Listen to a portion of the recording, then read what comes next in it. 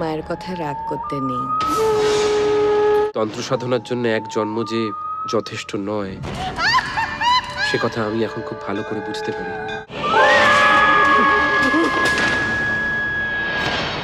জীবনে শক্তি প্রবাহিত হয় সেই সব রকম সৌভাগ্য থেকে বঞ্চিত ছিল এই ফণীভূষণ।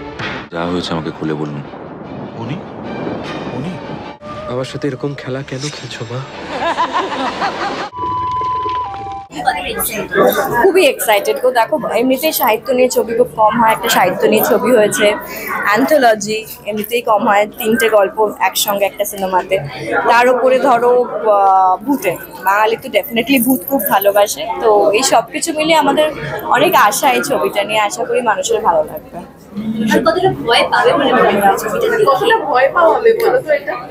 আমি সত্যি কথা বলছি, আমার গল্প ছাড়া মানে শিকারটা ছাড়া আমি বাকি দুটো গল্প কিন্তু দেখিনি, এবং আমার মনে হচ্ছে মানুষ বেশ ভয় পেতে চলেছে, কারণ ট্রেলারে যতটা আমরা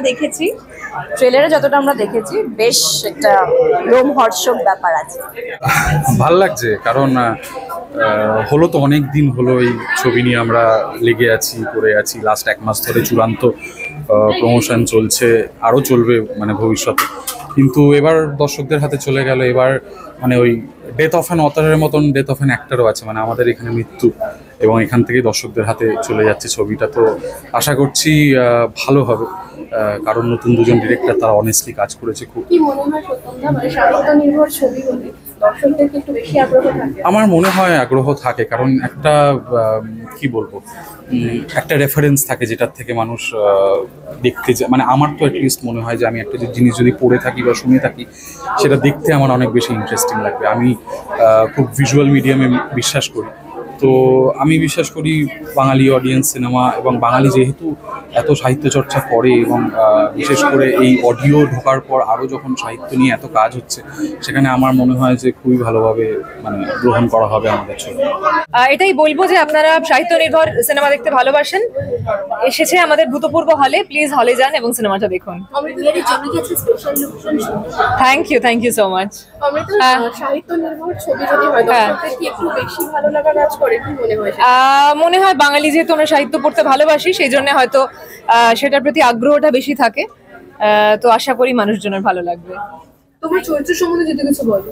মণিমালিকা, জানা গল্প, মণিহারা একটা কাল্ট গল্পের কাল্ট চরিত্র, আর নতুন করে আর কিছু বলার নেই চরিত্রটা নিয়ে। এবার মানুষজন হলে গিয়ে দেখে আমাদের জানাবেন কেমন লাগলো।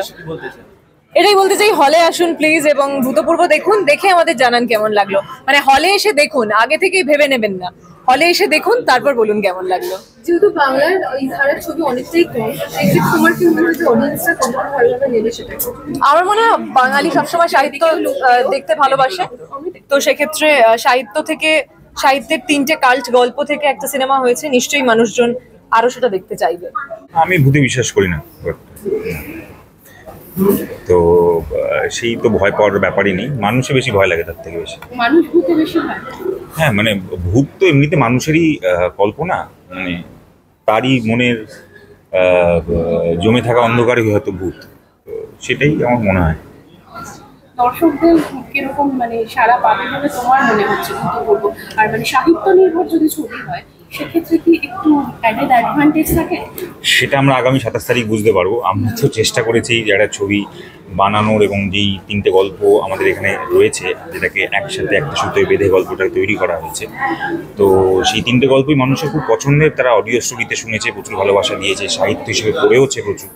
প্রথম ভিজুয়ালি দেখতে পাবে সেই চরিত্রগুলো জীবন্ত ভাবে। মণিহারাতে তাও দেখেছে, মাতু পাগলিও কিছু জায়গায় দেখেছে, কিন্তু লাকিলি আমার গল্পটা এর আগে কোনোদিনও হয়নি, তো সেটা একটা ভালো এক্সাইটমেন্টের জায়গা।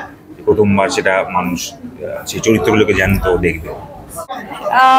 আমি নিজে কতটা ভয় পাই না, পুরো ছবিটাই মানে একটা নার্ভাসনেস তো কাজ করছে। আর দেখো আমরা যারা স্টুডেন্টসরা এখানে পরীক্ষা যারা দিয়েছে, ক্যান্ডিডেটস এর মধ্যে আছে সপ্তর্ষি মল্লিক, রূপাঞ্চনা মিত্র, সুভদ্র, তারপরে সন্দীপ্তা, তারপরে আছে আমাদের অমৃতা, সত্যম, এরা আমরা হচ্ছে students, they have appeared for the paper.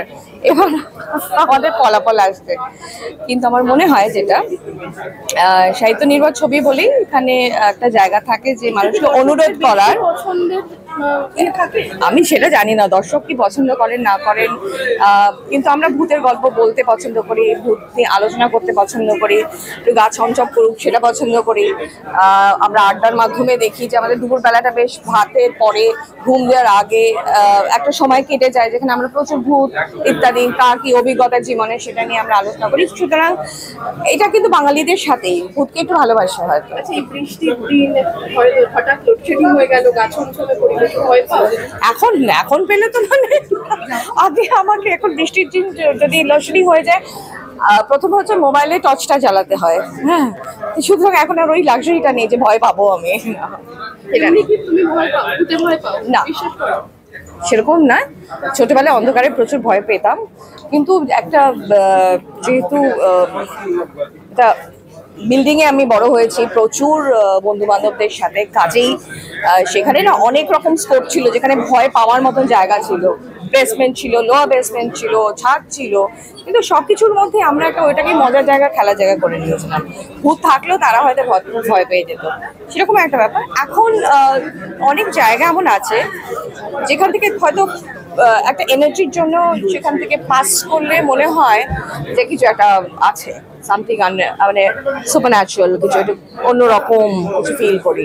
তারপরে যখন মনে করি সেই বাড়িটা সম্পর্কে জানতে শুরু করি তখন জানতে পারি যে হ্যাঁ সামথিং ইজ মানে অপঘাতে মৃত্যু হয়েছে বা এমন কিছু একটা এনার্জি আছে।